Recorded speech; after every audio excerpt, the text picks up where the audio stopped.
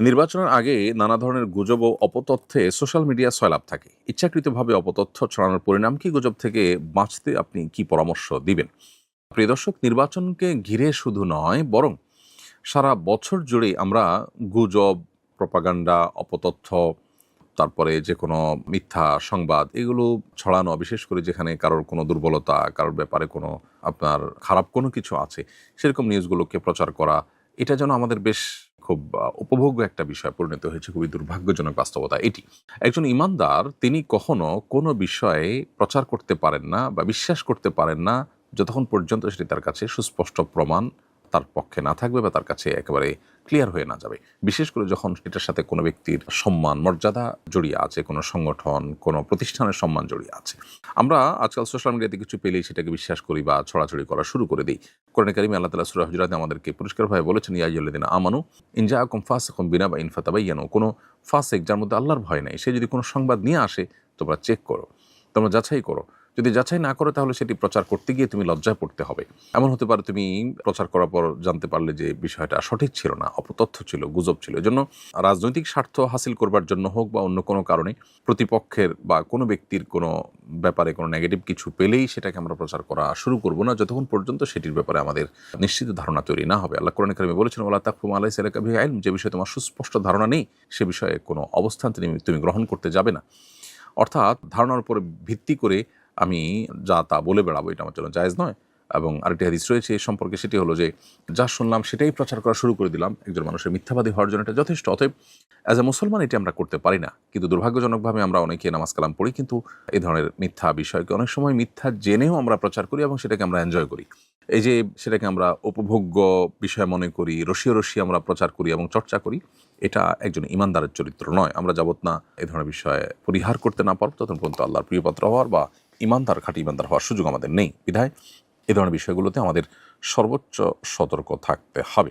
নির্বাচন অথবা ভোটের রাজনীতি অথবা রাজনৈতিক স্বার্থ হাসিলের জন্য প্রতিপক্ষ যদি ফাসিকও হয়, ইসলাম বিমুখ হয়, এমনকি যদি অমুসলিমও হয়, তাহলেও তার অথবা সেই প্রতিষ্ঠানের নামে গুজব ছড়ানো, ইচ্ছাকৃত গুজব তৈরি করা, এটা কোনো অবস্থাতে আমাদেরকে ইসলাম অ্যালাউ করে না। অতএব এটাকে আমাদের পরিহার করতে হবে এবং দায়িত্বশীল মুসলমান হতে হবে। কোনো মুসলমানের দোষ পেলে এক শ্রেণীর মানুষকে দেখা যায় তারা গঠনমূলক সমালোচনা না করে ইসলামিক সিম্বল নিয়ে ব্যঙ্গ করে। আপনার বিবেচনায় এদের মূল উদ্দেশ্য আসলে কি? ভুলের সমালোচনা করা নাকি ইসলাম ব্যঙ্গ করা? প্রায় সময় দেখা যায় দাড়ি টুপি পরা কোনো মানুষ তাদের কোনো ভুল প্রকাশ পেলে দেখা যায় দাড়ি নিয়ে বাজে কথা বলা হয়। অনেক সময় যে মানুষগুলোর অন্তরের মধ্যে ইসলামের প্রতি প্রচণ্ড বিদ্বেষ তারা লালন করে, আমাদের সমাজে এরকম মুনাফিক বহু আছে যে মুসলমান সমাজে বসবাস করছে, কিন্তু তার অন্তরে আসলে ইসলামের প্রতি বিদ্বেষ আছে।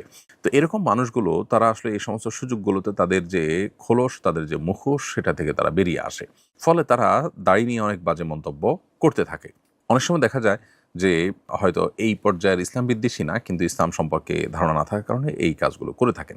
কোনো ব্যক্তি বিশেষকে ব্যঙ্গ করার জন্য বা বিদ্রূপ উপহাস করার জন্য বা তার কোনো অন্যায় কাজকে ডিসকারেজ করার জন্য এরকম কেউ বললেন, সেটা হয়তো সাধারণ গুনাহের পর্যায়ে পড়বে। কিন্তু দাড়ির প্রতি বিদ্বেষ বা ধর্মের প্রতি বিদ্বেষ বা ধর্মচর্চাকে তাচ্ছিল্য করা, উপহাস করা, এটার জায়গা থেকে কেউ যদি এরকম করেন, তাহলে তিনি মুসলিম পরিচয় ধারণকারী হয়ে থাকলে এর মাধ্যমে তিনি ইসলাম থেকে খারিজ হয়ে যাওয়ার মতো ভয়াবহ পর্যায়ে কিন্তু যেতে পারেন। খুবই জঘন্য একটি বিষয়। অতএব এ ব্যাপারে আমাদের আল্লাহকে ভয় করা উচিত, সেই সাথে দায়িত্বশীল মানুষ হওয়া উচিত। এর জন্য মুসলিম হওয়া জরুরি না, একজন সচেতন, সতর্ক এবং কমন সেন্সওয়ালা একজন মানুষ হওয়া যথেষ্ট। যে কোনো ব্যক্তিকে সমালোচনা করতে গিয়ে তার ধর্ম, তার ধর্মচর্চাকে আমি সমালোচনা করতে পারি না। একজন মানুষ কোনো কারণে খারাপ কাজ করেছেন, তার বহু ভালো কাজ আছে, তার ভালো কাজগুলোকে নিয়ে আমি যদি আপনার উপহাস করা শুরু করে দেই, তাহলে সেটা দায়িত্বশীলতার পরিচয় হয় না। বিশেষ করে অন্তত সেটার সাথে যখন মানুষের আবেগের সম্পর্ক আছে, তার চাইতে বেশি সেটা যখন আমার ইমানের সম্পর্ক থাকে এবং আমার আইডেন্টিটি নিয়ে টানাপোড়েন সৃষ্টি হতে পারে যদি আমি এ জাতীয় উপহাস করি। এরকম জায়গায় আমাদের সতর্ক থাকাটা কাম্য। 40 দিন তাকবীরে উলার সাথে সালাত আদায় করলে নাকি মুনাফিকি থেকে চিরতরে মুক্ত হওয়া যায়? কথাটা কি বিশুদ্ধ? 40 দিনে জামাতের সাথে 40 দিন যদি কেউ তাকবীর উলার সাথে জামাতের সাথে সালাত আদায় করেন, তাহলে মুনাফিকি থেকে মুক্ত থাকার ব্যাপারে একটি হাদিস পাওয়া যায় তিরমিজিতে, যেটি আনাস ইবনে মালিক রাদিয়াল্লাহু তাআলা বর্ণনা করেছেন যে নবী করিম সাল্লাল্লাহু আলাইহি ওয়াসাল্লাম ইরশাদ করেছেন, মান সাল্লা 40 ইয়াওমান মাআল জামাআহ, যে ব্যক্তি মান সাল্লা লিল্লাহ, যে ব্যক্তি আল্লাহর জন্য 40 দিন জামাতের সাথে নামাজ পড়বে, ইউদরিকুত তাকবীরাতুল উলা, প্রত্যেক নামাজে তিনি তাকবীর উলা, একেবারে ইমাম সাহেব যখন আল্লাহু আকবার বলেন শুরুতে, তখন থেকে তিনি শামিল থাকেন, তাহলে কুতিবাত লাহু বারাআতান, তার জন্য দুটি পরওয়ানা লেখা হয় আল্লাহর তরফ থেকে বারাআতুম মিনান নার বারাআতুম মিনান নিফাক। একটা হলো জাহান্নাম থেকে মুক্তির পরোয়ানা, একটা হলো মুনাফিকি থেকে মুক্তির পরোয়ানা। হাদিসের এই বর্ণনাটিকে অনেক মুহাদ্দিসরা দঈফ বলেছেন, অনেকে এটাকে গ্রহণযোগ্য বা হাসান বলেছেন। যেহেতু আমল জাতীয় বিষয় এবং এ সম্পর্কে আরও যেসব বর্ণনা আছে সবগুলো মিলিয়ে এটাকে আমলযোগ্য বলা যায় এবং 40 দিন তাকবীরের সাথে নামাজ পড়ার যে চেষ্টা, সে চেষ্টা প্রশংসনীয় চেষ্টা বলা যায়। 80 বছর বয়সী মাজুর মহিলা হঠাৎ উত্তরাধিকার সূত্রে 10 লক্ষ টাকা পেলে তার উপর কি বদলি হজ করা ফরজ হবে? 80 বছর বয়সী মাজুর মহিলা যদি উত্তরাধিকার সূত্রে এমন টাকা পান যেটা দিয়ে হজ করা যায়, তাহলে সেক্ষেত্রে তার উপরে হজ ফরজ হবে। তিনি যদি শারীরিকভাবে সক্ষম হন গিয়ে হজ করার মতো, তাহলে সেক্ষেত্রে তার সাথে একজন মাহরাম সাথে নিয়ে যাওয়ার মতো টাকা হলে তখন তার উপর হজ ফরজ হবে। আজকাল 10 লাখ টাকায় বাংলাদেশ থেকে হজ করা যায় না। যদি যায় তাহলে সেক্ষেত্রে 10 লাখ টাকায় যথেষ্ট তার হজ ফরজ হওয়ার জন্য, যদি তিনি ফিজিক্যালি সুস্থ হন এবং সাথে কোনো মাহরাম নিয়ে যাওয়ার মতো ব্যবস্থা তার কোনোভাবে থাকে। মাহরামের চেইনটা কিন্তু অনেক বড়, অতএব একজন না একজন পাওয়ার কথা এখানে। অতএব একজন নারী তিনি নিজের এবং সাথে মাহরামের টাকা জোগাড় করতে পারলে হজ ফরজ হয়। সে টাকা জোগাড় হয়েছে এবং তার শারীরিক কন্ডিশন ভালো হজ করে আসার মতো, তাহলে তার উপর হজ ফরজ হয়ে গেছে। ফিজিক্যালি গিয়ে হজ করতে হবে তাকে। আর যদি শারীরিকভাবে তিনি অসুস্থ হয়ে যান, অপারগ হয়ে যান, তাহলে সেক্ষেত্রে তিনি বদলি হজের ব্যবস্থা তাকে করতে হবে। অর্থাৎ অন্য ব্যক্তি যিনি নিজের হজের আগে আদায় করেছেন এরকম কোনো ব্যক্তিকে পাঠিয়ে তার পক্ষ থেকে হজ করাতে হবে। ইনশাআল্লাহ তাতেও তিনি দায়মুক্ত হবেন। আজানের সময় কুকুর কাঁদলে কি কোনো ধরনের বিপদের ইঙ্গিত বহন করে? মাকে প্রায় দেখি আজানের আগে বাড়ির আশপাশে কোনো কুকুর থাকতে দেন না। আজানের আগে বা আজানের সময় কুকুর কান্নাকাটি করলে বা চিৎকার চেঁচামেচি করলে সেটি কোনো খারাপ লক্ষণ নয়, বা আপনার অন্তত সেটা দেখে কুকুর তাড়িয়ে দেওয়ার জন্য বিশেষ কোনো কসরত করার আলাদা করে প্রয়োজন নেই। তবে এটা ঠিক যে আজান শুনলে শয়তান পলায়ন করে। আর আরেকটি হাদিস থেকে আমরা জানতে পারি যে শয়তান কুকুরের আকৃতি অনেক সময় ধারণ করে। এখন কোনো শয়তান কুকুরের আকৃতি ধারণ করে আছে এমনটি হতে পারে, আবার কুকুরের উপর শয়তান ভর করতে পারে।